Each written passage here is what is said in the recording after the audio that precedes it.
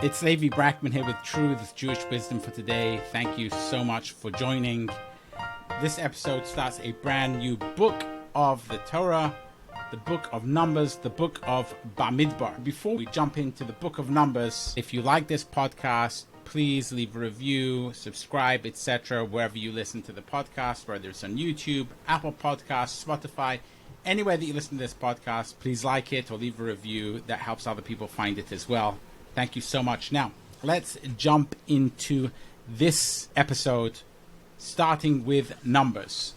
Before we talk about the book of Numbers, Bamidbar, it's important to point out that the name of this book in the Hebrew and the English are actually different, as is the case with some of the other books. So, for example, in the book of Vayikra, which is Leviticus, in Hebrew it's Vayikra, which is the first word of the book, and in English it's Leviticus, which is all about the Levites.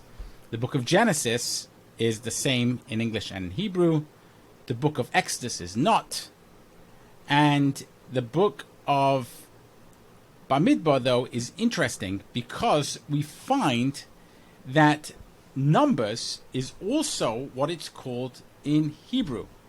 So, for example, you find in the Talmud, it calls this book the book of Pikudim, the book of Numbers. So, Numbers has also come from the Hebrew. You also find that some people call this book, you find Rashi, for example, calls it the book of Vayidaber. So you have Vayikra, which is the third book, Leviticus, which is called by its first word, which is Vayikra. And some people call the book of Bamidbar Vayidaber, the book of, interestingly, that some people call Shemos, which is Exodus in Hebrew. They call it just the second book.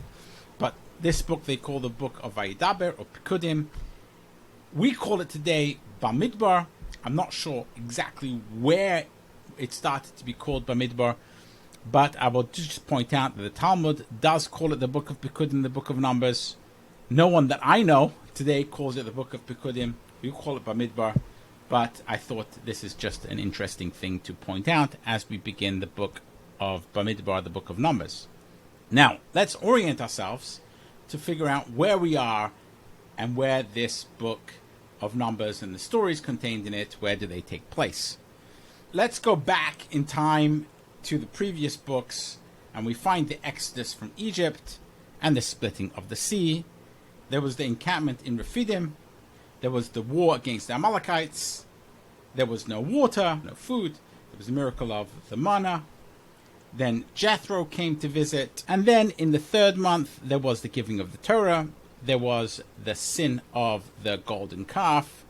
There was the breaking of the luchos, of the tablets. Moses went back up, and there he heard from God all the laws with regards to the tabernacle. There was the building of the tabernacle. Then there was all the laws enacted in the book of Leviticus regarding the sacrifices. Then there was the blessings and the curses. What will happen if you follow God's commandments? What will happen if you don't follow God's commandments? And now they're in the Sinai desert, and God spoke to Moses. A little bit of the timeline so we understand what is going on here. So the Israelites left Egypt in the month of Nisan, and then they started to gather all the donations to build the tabernacle on the 11th day of Tishrei, the day after Yom Kippur. So that is approximately 6 months later. And according to the book of Numbers, Bamidbar, it tells us the first verse, Vayidaber Hashem al Moshe Bamidbar Sinai Bo'el Moyed Be'echad Achid Hasheni Bashana Hashenis Letzeis Meretz Mitzrayim. And God spoke to Moses in the desert of Sinai, in the tent of meeting, in the tabernacle in other words, on the first day of the second month, on the second year from when they left Egypt. So what is the first day of the second month? Well, the first month is Nisan. The second month is Iyar. So this was on the second month, which is Iyar, the first day of Iyar. So this is approximately 7 months after all the Israelites gave donations for the tabernacle. So that is where we are. It's the second year, the second month. So it's approximately 13 months after the Israelites left Egypt. So that's where we are in the timeline. And there's a commandment to count all the Israelites. So es roish kaladas b'nei Yisrael l'mishbechosim l'isavosim b'mispar shemos kol zachal l'golosim. Lift up the head of all the congregation of the children of Israel to their families, to their father's house, with the counting or the number of names, every single male according to his skull, according to his head. So they need to be counted. So Israelites pick up the head, and that is understood to mean counting. Now, this is the third time that the Israelites have been counted. The first time, it talks about when they left Egypt, there were about 600,000 people leaving Egypt. That's what the scripture tells us in Exodus. Then there's another time when we are told that they are counted, and that's, as mentioned previously, there was a request for all the donations, and they all gave half a shekel as donations for the building of the tabernacle. And that way they were able to count all those half a shekels, and they were able to find exactly how many people there were. And it turns out that based on the counting of the half shekels, there were 603,550 people of the Israelites. So that was back then, and now they're counted again. And if you sum up the counting of all those people, you find that there was, again, the same amount. There was 603,550 people. So there was no change in the number of people from when they were counted before, which was 7 months ago, and now, which is an anomaly which is pointed out by some of the commentators, specifically the Or HaChaim, who basically says that, okay, we understand that there was a increase from the first count to the second counting, although in between there was the sin of the golden calf, and a lot of Israelites ended up being killed because of that sin. Nonetheless, they counted them again, and they found that actually, although there were not, number were killed, but there was a replenishment, people were born, etc., and therefore there wasn't a diminution. Rather, there were more Israelites than there were in the previous counting. But why were they the exact same amount between counting number 2 and counting number 3? And Or HaChaim points out, well, this counting did not include all the Levites. The previous counting included all the Levites. This counting doesn't include all the Levites, and therefore you can end up with approximately the same number. That's an interesting perspective. Why you would end up with the exact same number? According to some of the biblical critics, they have the view that this entire section of the counting of the Israelites had to do with trying to give some kind of credibility to the facts as described, and if you're able to give numbers to something, then that sounds much more credible.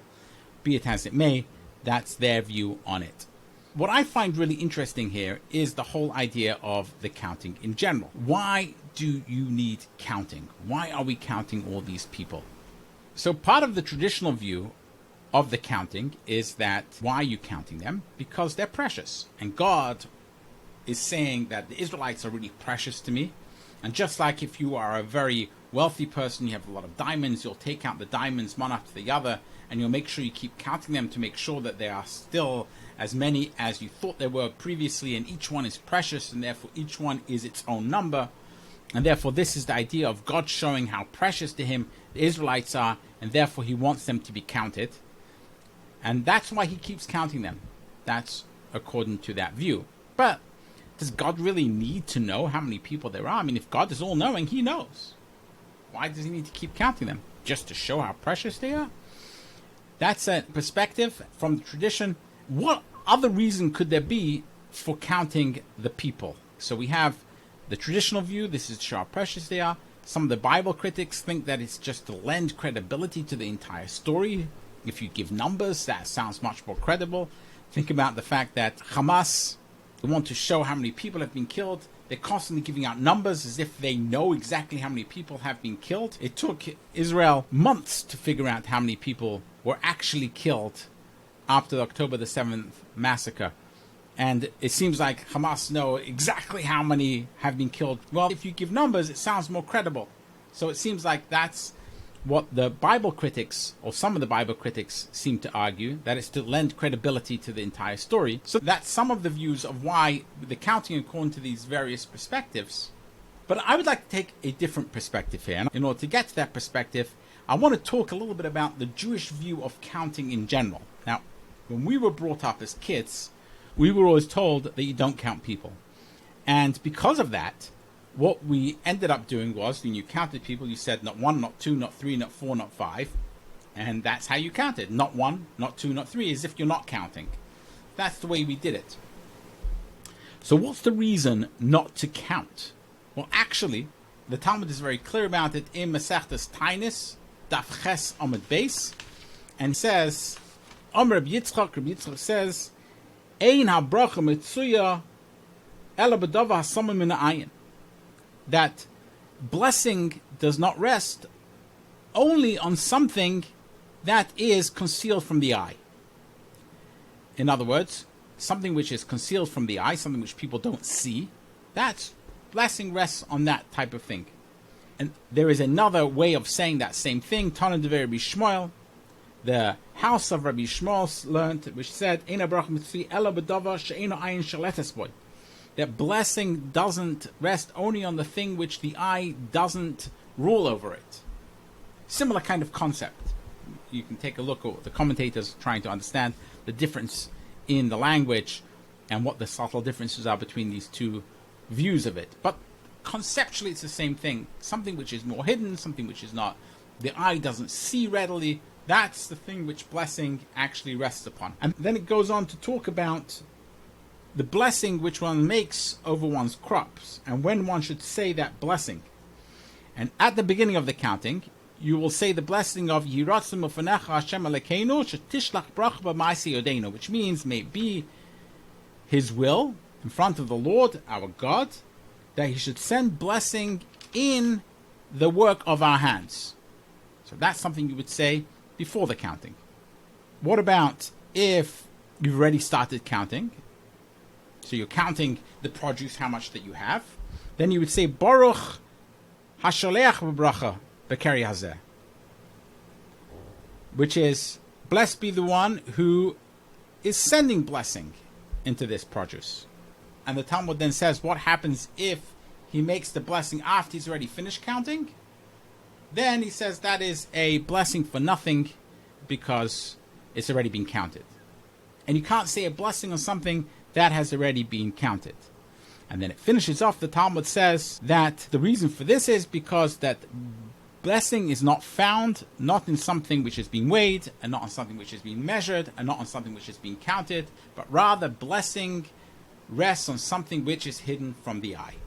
So this has actual practical implications on when one can make the blessing on one's produce. One can make it before it's counted, one can make it while it's being counted, but once it's being counted, then there's no more blessing on it, because blessing only rests on something which is hidden from the eye. And one can say that this whole concept is really based on a primitive view of things, that until you've counted, things can change. There could end up being a blessing, and therefore there was fewer crop, and now there's more crop. God made a miracle, and now you have more. Before you had less, now you have more.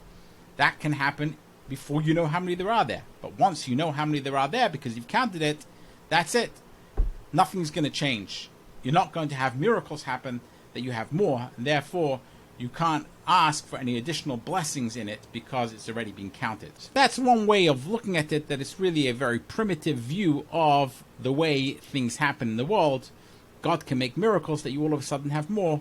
And if you look in the book of Kings, for example, you find the famous story of the prophet Elisha, that Elisha made all these miracles happen, that which was small pieces of bread which could only feed a certain amount of people, all of a sudden was able to feed more people, made that a little bit of oil all of a sudden became a huge amount of oil for this Isha Shunamis, for this lady who protected the prophets.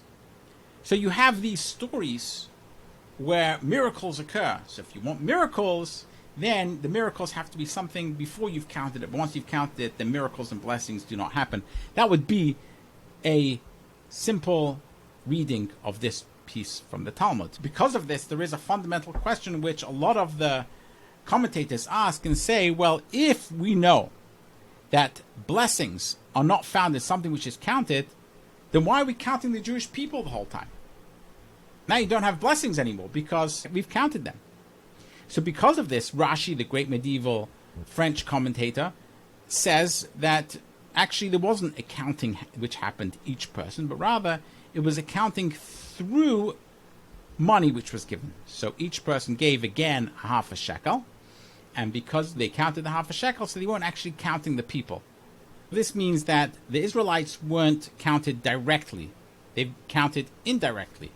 They were counted through having half of the shekels counted, and because they weren't counted directly, you're really counting the shekels, and therefore the blessing can still rest with the people of Israel. The Zohar actually also says this, that they weren't counted directly. The Zohar also picks this up and says that blessing doesn't rest with things that are counted. And he explains, because once you're counted, you know how many they are, now you can have the other side, the Sitra Achra, the other side come and also usurp some of the power over it. But when it's not counted, now this other side doesn't know how many it is, and therefore the other side, the Sitra Achra, the other side, the side of evil, the side of impurity, is not going to come and usurp some of the power over that thing, and therefore blessing can rest on it. So the Zohar in many places, the Kabbalah advocates for things to be hidden because blessing rests on things which are hidden and not on things that are necessarily revealed. We also find in the book of Samuel, Samuel 2, that David decides that he's going to count the people, and then he counts them, and then he regrets it, and he considers that he's done a very large sin for counting the people and begs forgiveness from God for this sin of counting the people. So we find this idea of counting the people directly as being a negative thing.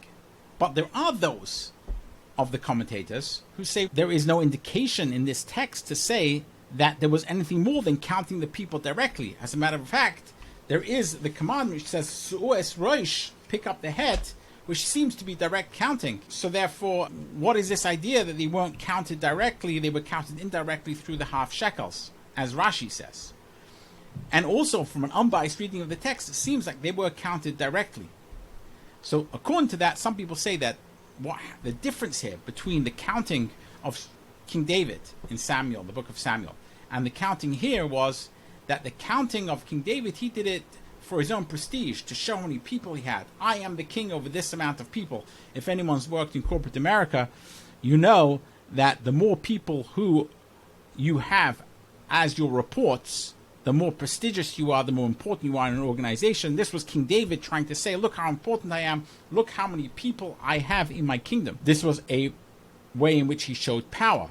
Some other people say that it's because he counted everyone from the age of 13 and over, whereas in this text, they were counted from the age of 20 and over, and the sin which King David was worried about was that he counted people from the age of 13 and over, and not the age of 20 or over. Other people say that he was worried about the sin of doing it for his own prestige rather than doing it for the sake of God, whereas in this case it was done for the sake of God. Interestingly, though, we find a Midrash quotes Genesis 26:12, Bereshis Chav Vav Yud Beis, which says, Vayizra Yitzchak be'aretz ahi vayimtza b'shana hi me'er sharim vayvorcheu Hashem, which means Isaac sowed in that land and reaped 100-fold the same year, and God blessed him. So the question is, how does he know that it was 100-fold? Well, he must have counted it.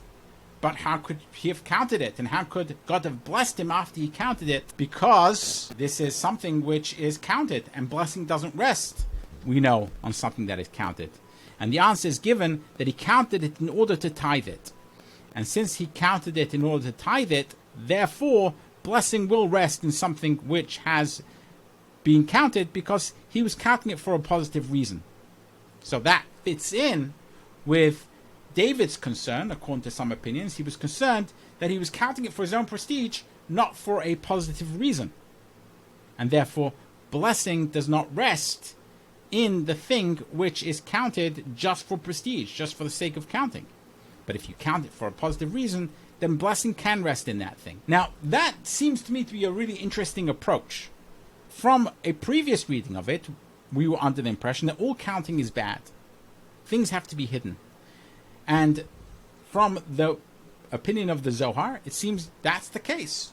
You always have the things which are hidden, they don't have the ability for the other side, the force of impurity, to take over and impact them. So blessing can only rest on things which are hidden and not counted.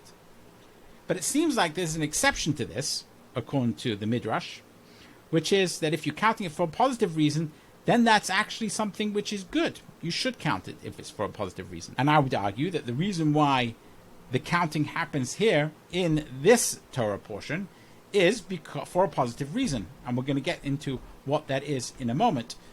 But therefore, it was perfectly okay for it to be counted directly, and people can be counted directly as long as it is for a positive reason. And what is the positive reason that it is counted here? Well, the verse itself, it says it. Verse 3, Pasuk Gimel, it says, Yiben Esrim Shana V'Mala, Kol Yotzei Tzava B'Yisrael. Not everyone's counted. Children, babies aren't counted. Actually, women aren't counted. Who's counted here? The males from 20 and older who are going out to the army. They're military-age men. Now, they are in the desert. People need to know and plan for any kind of military operation that would be necessary in order to protect the people. And therefore, you need to know how many troops you have. You also need to be able to protect the tabernacle. And you also need to know how to set up the encampment, as it explains later on in the following verses. So in order to be able to do that properly in an efficient way, you need to know how many fighting males you have. You need to know approximately how many people there are in order to be able to set things up and be able to protect the tabernacle and protect the people. The reason why this was counted had a very practical and positive purpose and a very productive purpose here. And as long as there's a productive purpose, a positive purpose, there's no problem with counting things. Similarly, Isaac, says the Midrash, he wasn't counting for his own prestige. He wasn't counting because he was a rich person and wanted to figure out how much he had.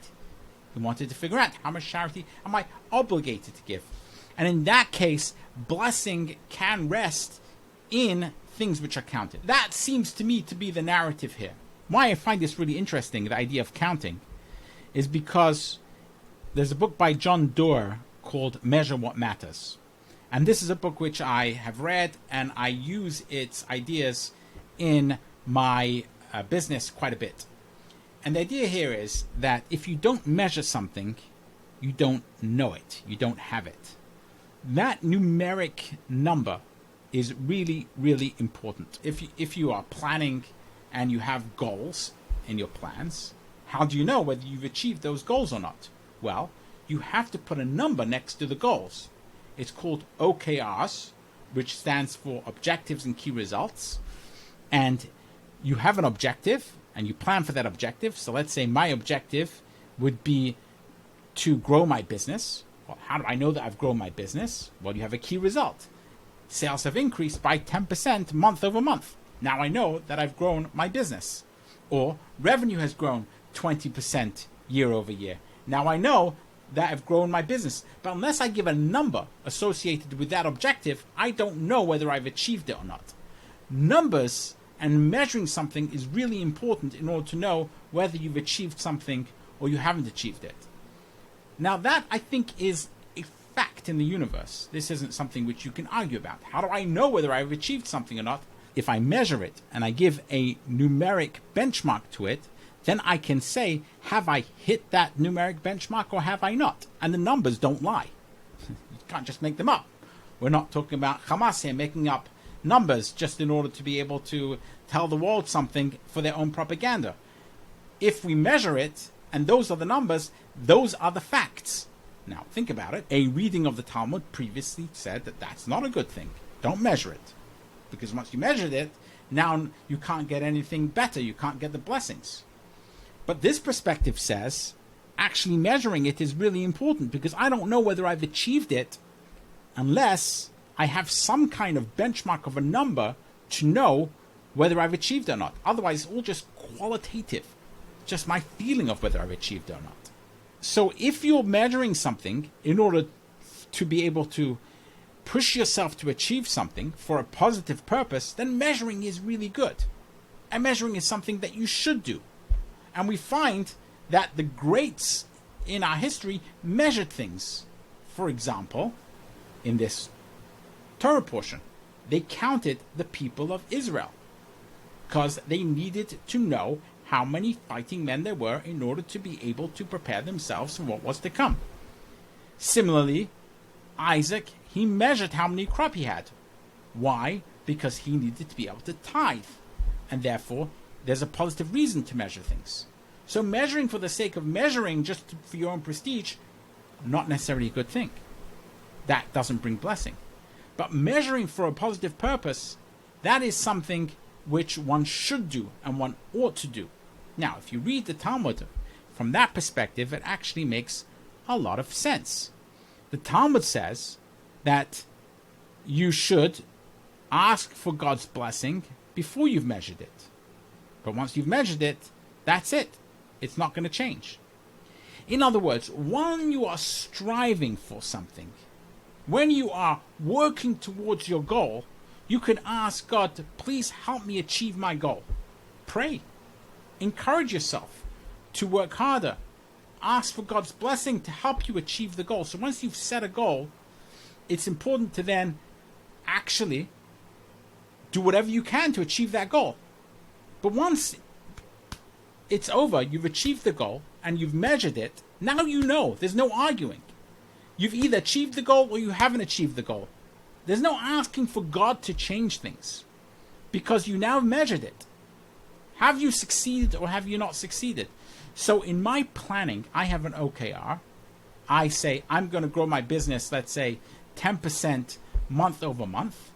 And now I'm striving in this month to achieve that. At the end of the month, I'm going to measure it and say, did I achieve it or did I not achieve it? Time's up. The month is over. I'm going to measure. Have I achieved it or not, or have I not achieved it? That's not going to change. All the praying to God is not going to change it. Have I achieved the goal or I have not achieved the goal? That number is going to tell me the fact of it. And those numbers won't lie. And they're not going to change. That's what the Talmud is saying. The Talmud is saying is that don't start praying to God once you've measured it. Pray to God when you're working on it. When you're trying to make it better. When you are still striving that you should reach your goal. Then pray to God. That's worthwhile. Once you've measured it, once you've actually finished your goal, now those numbers don't lie. You know, have I succeeded or have I not succeeded? And that measuring is a positive measuring. That's something one ought to do. So this whole idea of don't measure, don't count, it's not some hocus pocus kind of concept. It's actually telling you something, a truth about the world. You need to set goals, and those goals should be numeric goals. You should say, I want to achieve X amount of things. And then while you're working to strive to achieve that, pray. Work hard and pray to God. That's part of your strategy, to pray. But at some point you're going to have to measure it. And then you measure it, now you know you've succeeded or you haven't succeeded. And praying at that point is not going to help. So it makes perfect sense that there was actual measurement, actual counting in this Torah portion. And counting is important and good, and direct counting for a positive purpose. Just for prestige, that's a waste of time, and it's a waste of energy, and it's a waste of resources. And that's perhaps why David thought he had sinned, because there was no positive purpose for him to count, just for his own prestige. Don't count for that. But count for a positive purpose, to know whether you've achieved your goals or not, or for something positive to tithe, or to know whether you have enough resources to do something which is needed to be done, like whether you have enough resources in order to protect the community or the tabernacle. That's a positive thing. That needs to be counted. It needs to be measured. And blessing isn't taken away just because you counted it. What it's saying is that once you've counted it, That's when you're measuring to know whether you've succeeded or not. You've either succeeded or you haven't. That number's not going to change. And the prayer should happen while you're striving rather than once the time is up to already have achieved your goal. This has been Levi Brackman with Truths, Jewish Wisdom for Today, Torah Portion Uncensored series. This is the first portion of the fourth book, Bamidbar, Numbers. Thank you so much for joining, and until next time.